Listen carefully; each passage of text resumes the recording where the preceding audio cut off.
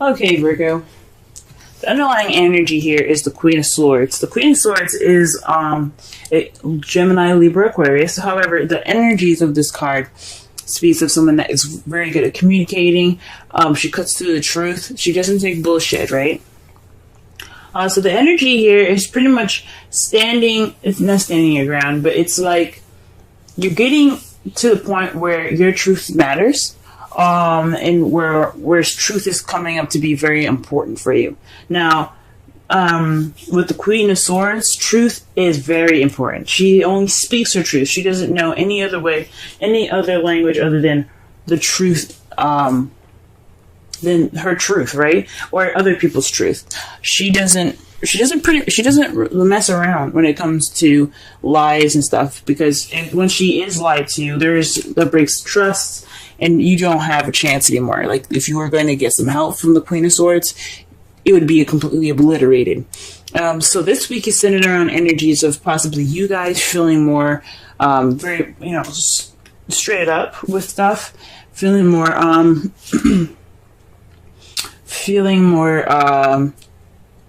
honesty-oriented. Possibly this is a little more logical and analytical week for you guys.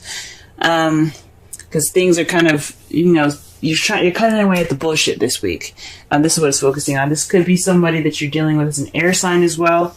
Someone that is, very logical than emotional. But it could very well be you guys, just wanting to get to the truth and only the truth.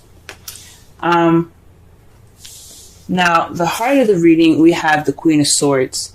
The Queen of Swords is someone that is loving, very nurturing, someone that's very intuitive and very in tune to their feelings. They're not very they express it, they feel it, so that's how they are. They express it through their feelings. Communicating it sometimes, that's what the Queen of Swords is all about. She's all about communicating and speaking her truth and saying things, whereas the Queen of Cups, she just acts and she just feels. She doesn't actually act. She just feels those things. She doesn't exactly communicate them. So one thing about the Queen of Cups to remember is that she is all about the feels. She's all about how she feels. She's all about what she is in tune to hearing, which is which is her emotions and her feelings and things. That's why she is very intuitive, and that's why she is a tarot card reader as well. This is a problem circumstance, and it's crossed by the Three of Cups. Now, the Three of Cups is all about friendships, communities, support, a network of people. It's a group, right? So this is speaking of possibly, lack of support, maybe. You're not getting that emotional support at this time. The Queen of Cups could also be a male. This is somebody that, the queens that come up. I like to see it as you guys, either male or female. I like to see the queens as you guys. This is something internal, and the kings as external. But it is not always the case. A lot of times, the Queen of Cups could be someone that's a Pisces, Cancer, Scorpio that you're interacting with, and they're not providing enough support for you guys, or you guys are feeling like that partner. Right? You guys, like I said before, this could be you guys being very much in touch with your feelings, and you guys are just dealing with a lack of support possibly right now. You're not really centered around friends. You're kind of possibly being swallowed up by a group. You're kind of hidden in the shadows. You're not getting that support. Right? So that's going on right now. So you guys are not getting that emotional support at this time. The Queen of Cups is also someone that's very romantic as well, so perhaps there isn't any romantic stability, not romantic stability, but there isn't any kind of romantic support as well. The advice given for you guys this week is the Empress. The Empress is the manifestation card. She's also the motherhood card. Because she is the person that takes care. She's the caretaker. She's nurturing. She's very nurturing. She's very patient, like a parent, like a mother would be. I read this for I think it was Aries, but I'm not 100% sure. I read this for another sign, and I said it's time to have patience, as if you're patience with a mother, as if a mother would have patience. There's one thing very prominent about mothers, that they will, they will be patient with their kids, right?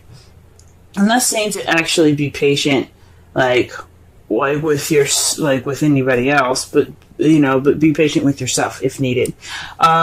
However, with the rest of this reading, I honestly think this isn't talking about patience. This is talking about manifesting. This is talking about creating. It's starting to create. This is a time for you guys to create something, to manifest and begin something. Okay, she isn't about beginning. She's about, like I said before, giving birth to new ideas, to children, to etc. Right? She is the manifester, because she can just make anything she wants to exist happen. She just gives birth to anything, right? So this is telling me that this is your time to manifest, to give birth to new ideas, to give birth to to the support that you guys want, right? Since that is what you're lacking. But this is the time for you to manifest, to do so, right? This is your opportunity. Go ahead and do so. In the past, you guys had the Tower, so something unexpected came and radically changed your world. The Tower card is it's another universe intervention card, but it's kind of it's definitely not an empty threat here. It's kind of like an ultimatum given by the universe. If you don't do something that you need to do, then that you know that you need to do, then we will help you. We'll help push you in a situation where you have to do the thing that you're supposed to do. It's like, this is the Saturn card. It's kind of like karma here. So Saturn is all about karma and doing what you need to do. He will put your butt in gear. He will make sure you do what you're supposed to do, or he'll help you towards your potential. Most of the time, well, some of the time, it's not in a nice way. Okay, and especially with the cards falling up after this, I don't think it was very nice.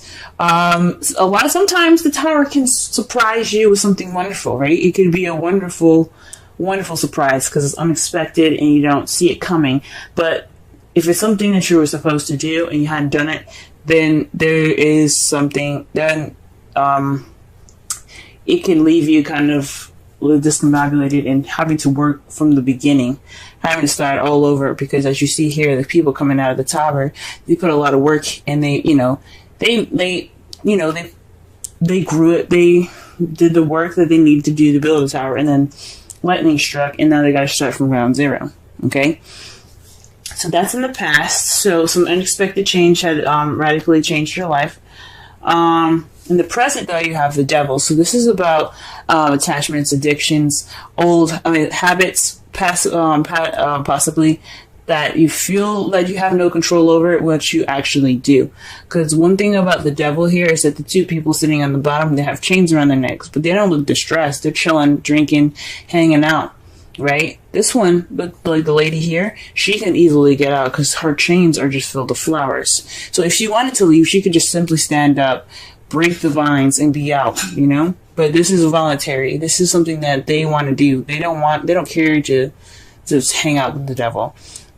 With these two people there, this speaks of a voluntary addiction. So it's something that can be broken, but you decide not to. So there could be some habits that are going on that you guys are like having to confront now.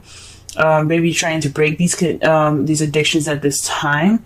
But there's definitely some sort of attachment of some sort that is voluntarily like this is kind of on you guys at this point because it's like I said, this is voluntary. He doesn't make you stay. It's up to you. So for some of you guys, could be like a karmic relationship that you guys are attached to, and those are not so very voluntary. The karmic relationship is very, very difficult to break out of. Okay, it's kind of pretty much like a deep and innate connection that you feel like you can't break, but in a way it's very weird. It's like you can, but you can't. It's so strange. Some of you guys could be having a connection with someone that is lacking in support, but you have some sort of connection with this person. Could be a Pisces, Cancer, Scorpio, or an air, Gemini, Libra, Aquarius. There could be some sort of connection in that sense, or there could be some habits that you should be breaking at this time, or there's some habits that you kind of went back to, and they're not really helpful. When you have the devil come up in your present, that's just habits that you should let go of. They're not necessarily any habits that you should keep. But however, in your foreseeable future, you do have the devil. Sorry, you do have death. Death is speaking of letting go of the past, like completely, letting it die out, okay? Letting it completely go, letting it just die. So that way you have a new beginning ahead. It's a slow, mournful kind of change here. As you see, there's, it's sad, it's dark, it's kind of grim, but the process is purifying. What the death is about is Pluto rules death, okay? Pluto is all about purification. So when you see this card, you see yourself in the future purified. So whatever in the past happened is completely died. It's coming. It's going away. It's in the past. You accept it for what it is, and you let it go. And you accept something new. You let the new come to you because you let the past go. If that makes sense. So there's a transitional change here. That is, like I said, it can be very slow. But that's how you guys see. That's how you guys see your foreseeable future. Okay. In your outcome, though, guys, you have the Page of Swords. So this is about speaking your truth, being, it may be tactless about those truths that's going to be said here. There could be a message that's kind of very honest and cut to the chase, not very cushiony, if that makes sense. It kind of lacks tact, but the point is that it's a truth that is being received or is going to be given in results all of this. Okay, so that's interesting. So far from what I'm getting here, the Queen of Swords is basically telling me that for the whole entire the energies for this week is basically speaking your truth, cutting to the bullshit. Actually, it's possibly about being detached and letting and not feeling, because the Queen of Swords is all about detachment. It's about detachment, being kind of cold, right? That's one of the characteristics about air signs, is that they can detach from a situation and analytically look at it. The problem is feels. Obviously, there's no feels, or there is feelings, but there isn't any support towards those. And right now, it's about accepting and understanding.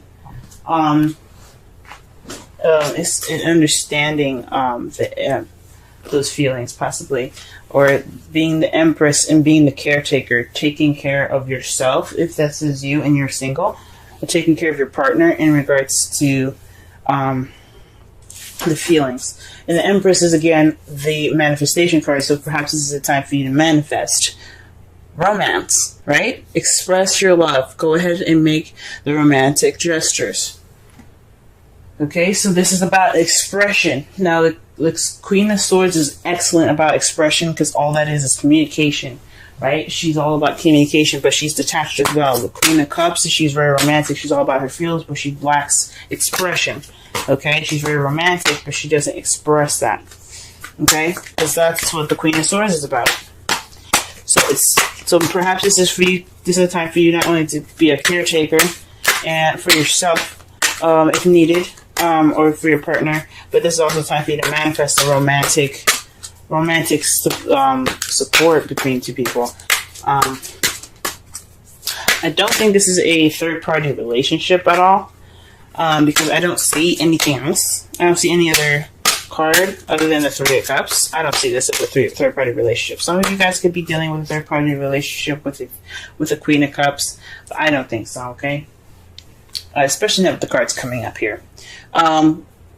For your Wisdom Oracle card, you have Serendipity, and this is just speaking about luck being on your side right now, guys. This is a time for you definitely to manifest a romantic support network for yourself, or for you and your lover or your partner, because luck is on your side. This is a change of. It's like the Wheel of Fortune. You know, the Wheel of Fortune is about change of luck.